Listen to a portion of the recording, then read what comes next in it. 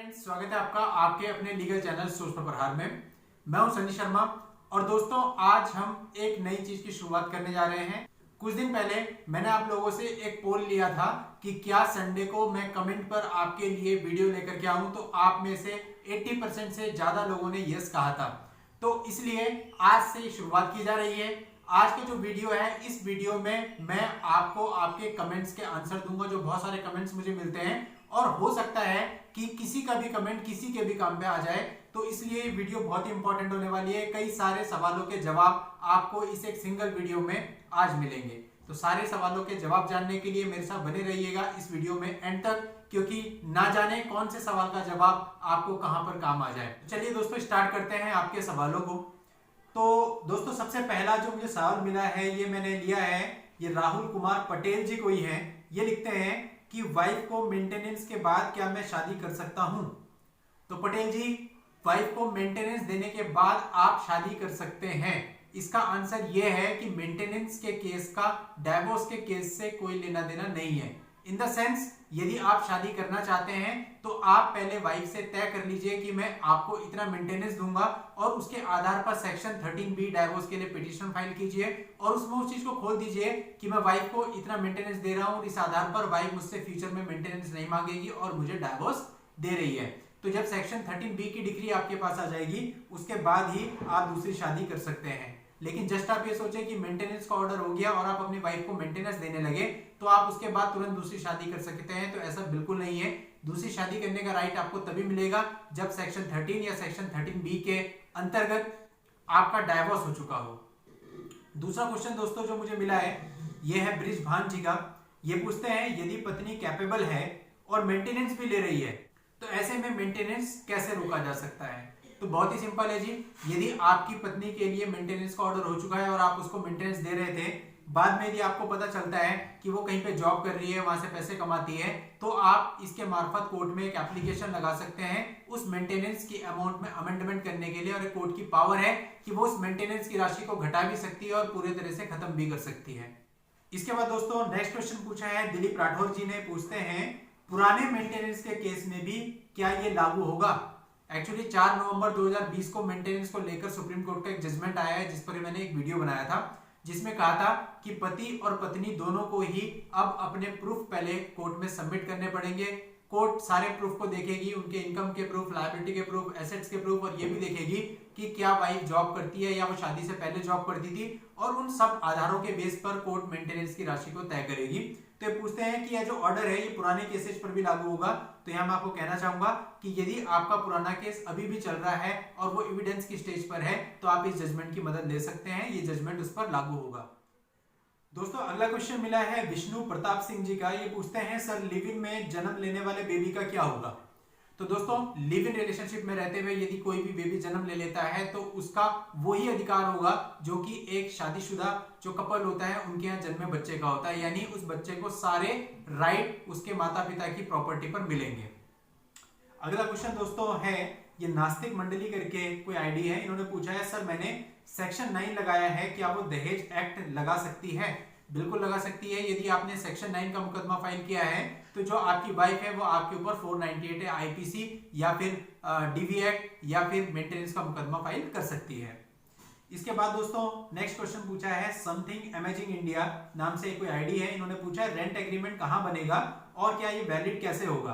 तो यहाँ मैं आपको बता दूं रेंट एग्रीमेंट पर मैंने डिटेल वीडियो बनाए हैं, उसमें मैंने बताया था इस बारे में। फिर भी आपके क्वेश्चन का आंसर ये है कि रेंट एग्रीमेंट आपका कोर्ट में बनेगा। अभी आपके ऊपर है कि आप रेंट एग्रीमेंट नोटराइज बनवाते हैं या फिर उसको रजिस्टर्ड करवाते हैं। नोटराइज और रजिस्टर्ड में बहुत फर्क होता है। अभी फिलहाल आप इतना समझ लीजिए, जो नोटराइज एग्रीमेंट होता है ये आपका पूरी तरह से सेफ नहीं होता है, और जो रजिस्टर्ड एग्रीमेंट होता है ये पूरी तरह से सेफ होता है। लेकिन दोनों ही प्रकार के एग्रीमेंट कोर्ट में जाकर ही बनेंगे। इसके बाद अगला क्वेश्चन पूछते हैं मोहित शर्मा जी। इन्होंने लिखा है सर अगर मारपीट करने वाला 16 या 17 साल का लड़का कोई हो, मतलब नाबालिग हो, तो क्या होगा। तो मारपीट करने पर जो धाराएं लगती है, यानी सेक्शन 323, 324, 325, 326 आईपीसी, इनमें से जो भी धारा उस लड़के पर बनती है वो धारा तो वैसे इंपोज होगी, लेकिन जो इसकी सुनवाई होगी वो कोर्ट ना करके जुवेनाइल बोर्ड करेगा। इसके बाद दोस्तों अगला क्वेश्चन पूछा है मेक ब्यूटीफुल लाइफ के नाम से कोई आईडी है, इन्होंने पूछा है what is the fees for drafting a complaint in women cell. Women cell में जो कंप्लेंट आप देते हैं उसकी ड्राफ्टिंग के लिए कितनी फीस होती है। तो मैम ये जो आपने क्वेश्चन पूछा है इसका वैसे तो कोई निश्चित आंसर नहीं है, क्योंकि ये एडवोकेट टू एडवोकेट डिपेंड करता है कि वो कितनी फीस लेता है, पर फिर भी एक जो वुमेन सेल में आप एक एप्लीकेशन देते हैं उसकी ड्राफ्टिंग में मैक्सिमम 1000 रुपीज का खर्चा आना चाहिए। इसके बाद अगला क्वेश्चन पूछा है परवीन कुमार जी ने। ये पूछते हैं, sir my wife has hide her divorce and cheat, then could it be nullify और नॉट।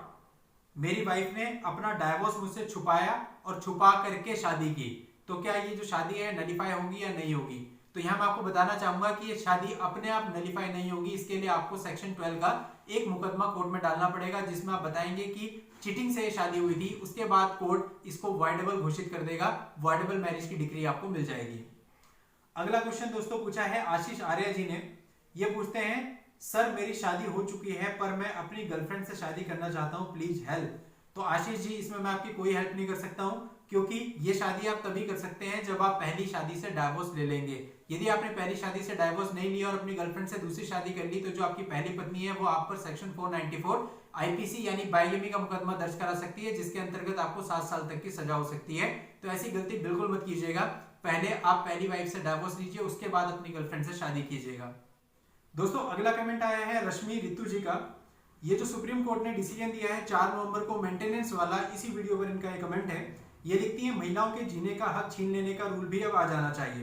तो रश्मि रितु जी ऐसा बिल्कुल नहीं है। सुप्रीम कोर्ट कई बार महिलाओं के पक्ष में कोई जजमेंट देती है, कई बार पुरुषों के पक्ष में कोई जजमेंट देती है। तो जो भी जजमेंट आता है उसे हम आपके लिए एज इट इज लेकर के आते हैं, उसमें हम किसी तरह के चेंजेस या अमेंडमेंट नहीं कर सकते, इसलिए उस डिसीजन को हमें वैसे ही दिखाना पड़ता है। तो इसमें हमारी कोई पर्सनल इंटेंशन नहीं होती है किसी को भी हर्ट करने की। महिलाएं सभी के घर में होती हैं, बेटी बहन माँ के रूप में महिला सभी के घर में होती है, और ऐसी प्रॉब्लम किसी के भी साथ आ सकती है।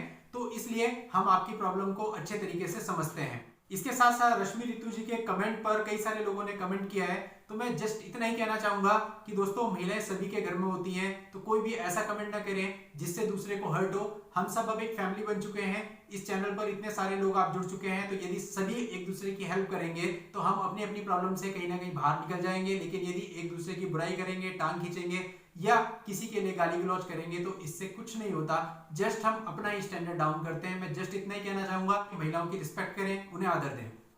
एक्चुअली अभी कुछ दिन पहले 4 नवंबर 2020 को सुप्रीम कोर्ट ने एक जजमेंट दिया था, जो कि देखा जाए तो हस्बैंड के फेवर का था मेंटेनेंस को लेके, जिसकी बात अभी हमने पहले कमेंट में भी की थी। इसके बाद सुप्रीम कोर्ट ने 6 नवंबर 2020 को एक और जजमेंट दिया, और ये जजमेंट भी हस्बैंड के फेवर का था। तो मैंने दोनों ही जजमेंट पर वीडियो बनाई, तो इसलिए जो महिलाएं हैं उनके कुछ नेगेटिव कमेंट आए, जिन्होंने कहा कि ये सब कुछ जो है ये हस्बैंड के पक्ष में हो रहा है, या आप जो है हस्बैंड के पक्ष में वीडियो बनाते हो। तो मैं आपको बताना चाहूंगा ऐसा बिल्कुल भी नहीं है। ये जो डिसीजन है ये हस्बैंड के फेवर में थे, इसलिए इनका जो मैंने वीडियो बनाया है उसमें मैंने वही बात बताई है जो कि डिसीजन में बताई गई है। लेकिन आप लोगों के लिए भी मैंने बहुत सारे वीडियो बनाए हैं, आप मेरे चैनल पर जाकर देख सकते हैं। वहां पर महिलाओं के लिए भी बहुत सारे हर प्रकार के वीडियो अवेलेबल हैं, जिनसे आप हेल्प ले सकती हैं।